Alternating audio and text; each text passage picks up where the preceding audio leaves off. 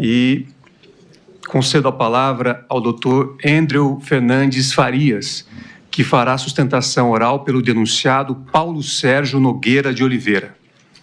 Dr. Andrew tem a palavra pelo prazo regimental de 15 minutos.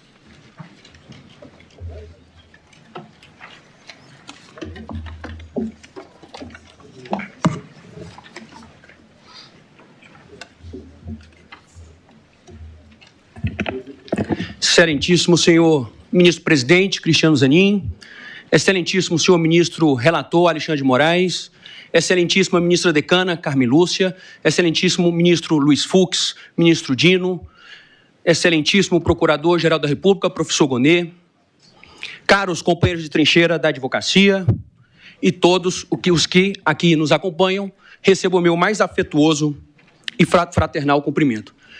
Senhor presidente, antes de iniciar propriamente essa peroração, eu gostaria de agradecer a cordialidade, a galhardia e a atenção, ministro Dino, com que fui recebido pelos ministros desta egrégia primeira turma.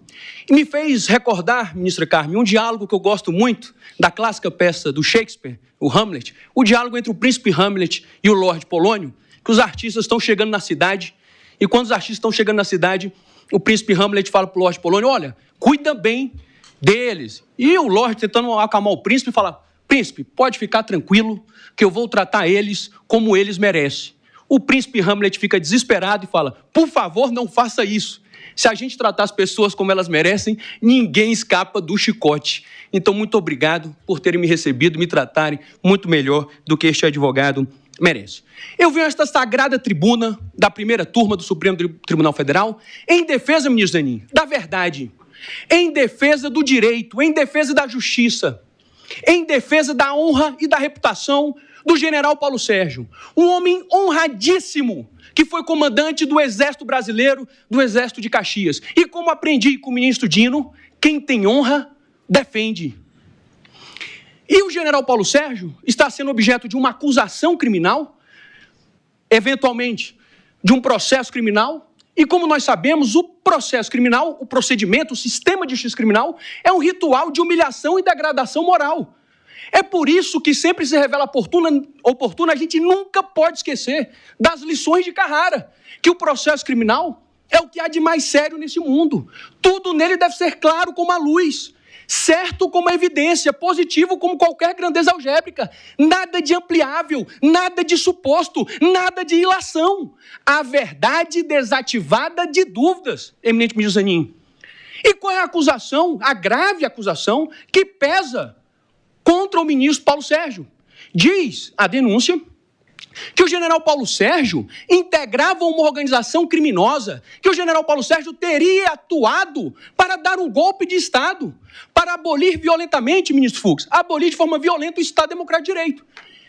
E para simplificar, qual é a controvérsia que trago da tribuna, dentre tantas, mas a principal controvérsia que trago para essa tribuna, para deliberação desta distinta Casa de Justiça?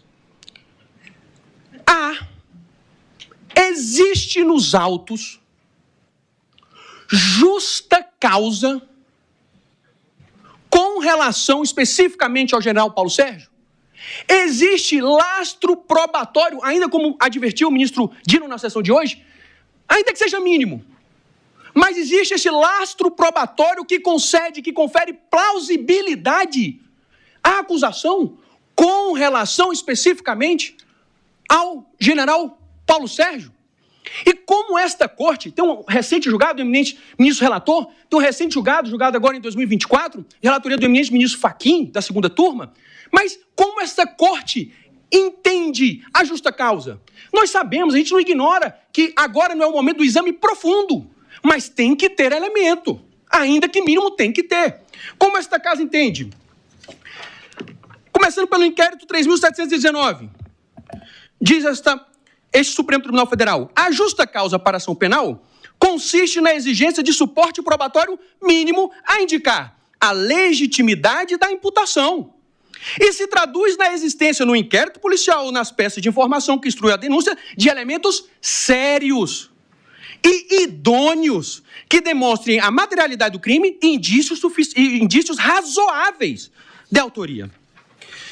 E nesse inquérito mais recente, agora, ministra Carmen, do ano de 2024, em que a denúncia foi rejeitada, nesta fase processual, ensina essa Suprema Corte.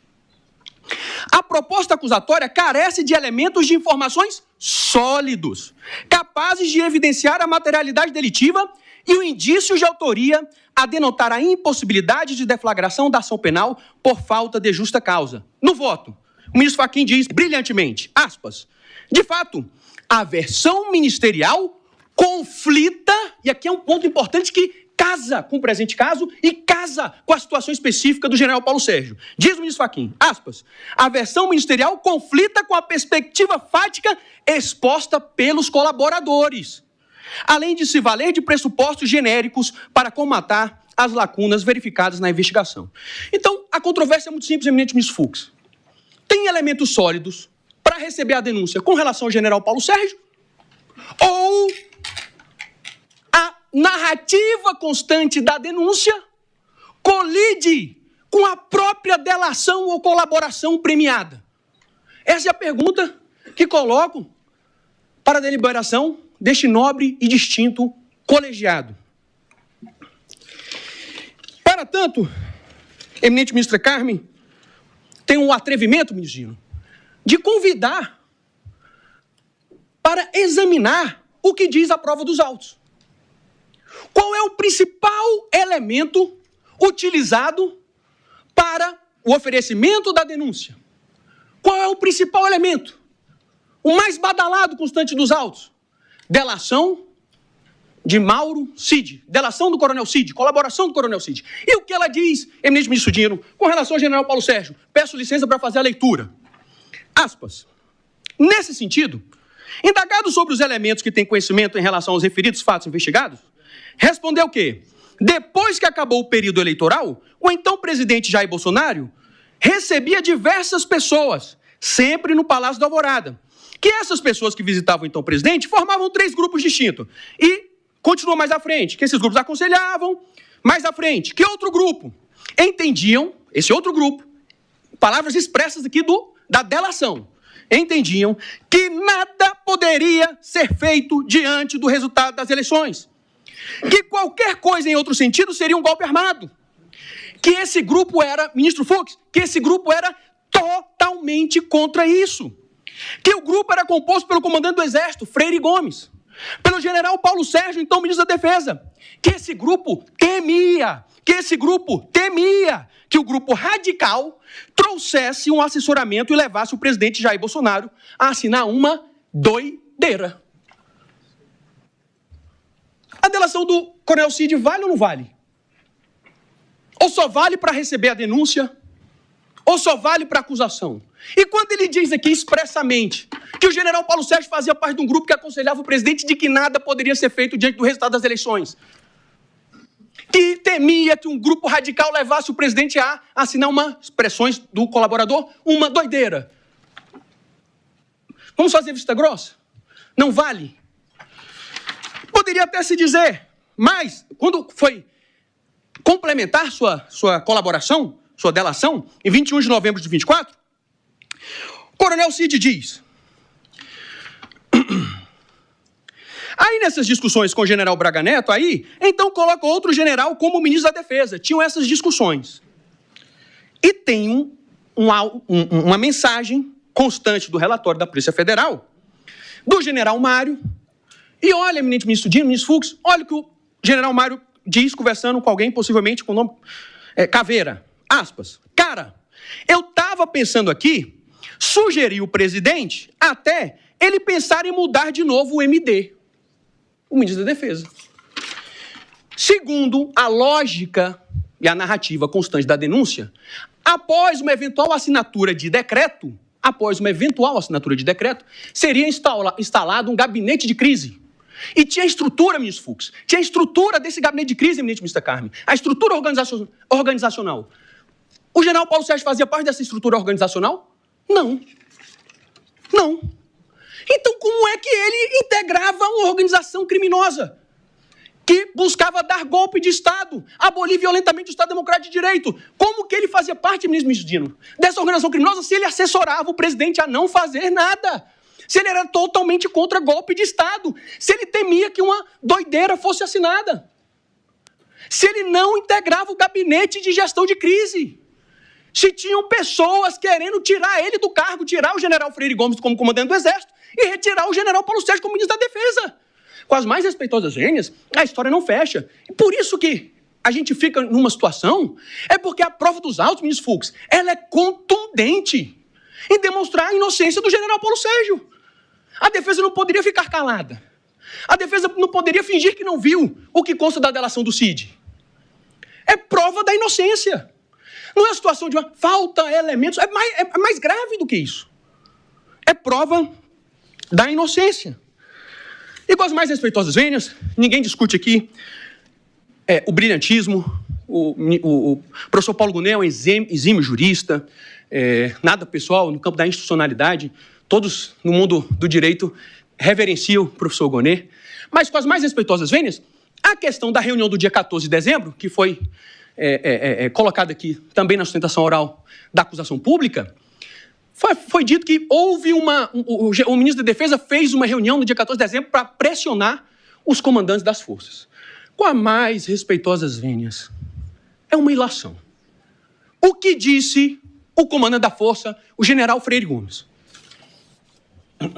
Peço licença para ler o que disse o general Freire Gomes. Vamos lá. Depoimento dele prestado à Polícia Federal. Aspas. Que a reunião ocorreu no gabinete do ministro da Defesa. Que na reunião, então, o ministro da Defesa, Paulo Sérgio, disse aos comandantes que teria uma minuta e gostaria de apresentar os comandantes. Esse que eu estou lendo do Batista Júnior. Pedi para ler por lealdade a Vossas Excelências a do Freire Gomes. Aspas, mais uma vez. Indagado como se deu a apresentação feita pelo então ministro Paulo Sérgio aos comandantes das forças e qual era o teor da minuta por ele apresentado, respondeu que o ministro da Defesa, general Paulo Sérgio, apresentou aos presentes a minuta de decreto, que era mais abrangente que a apresentada pelo então presidente Jair Bolsonaro, que da mesma forma decretava o estado de defesa. E mais para frente, que da mesma forma o depoente, o brigadeiro Batista Júnior, como comandante, se posicionaram contrários às medidas constantes na minuta do decreto. Que acredita que, da mesma forma, o almirante Garnier não se manifestou sobre o conteúdo. Atenção agora, ministro Fux. Me perdoe, ministro Dino. Esse aqui é o ponto fulcral. Que o ministro da Defesa não questionou o posicionamento do depoente e do brigadeiro Batista Júnior. Mais uma vez, que o ministro da Defesa não questionou o posicionamento do depoente e do brigadeiro Batista Júnior. Então, como afirmar, ministra Carmen, que o ministro da Defesa teria pressionado o comandante do Exército e o comandante da Força Aérea? Se eles dizem... O brigadeiro Batista Júnior, o comandante da Força Aérea, disse que o general Paulo Sérgio ficou calado. Se o próprio general Freire Gomes... Tinham 4 pessoas naquela reunião. 2 delas falaram que o ministro da Defesa não questionou. E aí um detalhe. Então, pressionar, com as mais respeitosas vênias, não é uma verdade, é uma distorção, é uma ilação. E aqui um detalhe muito importante, uma nuance, eminente ministro relator, ministro Alexandre de Moraes.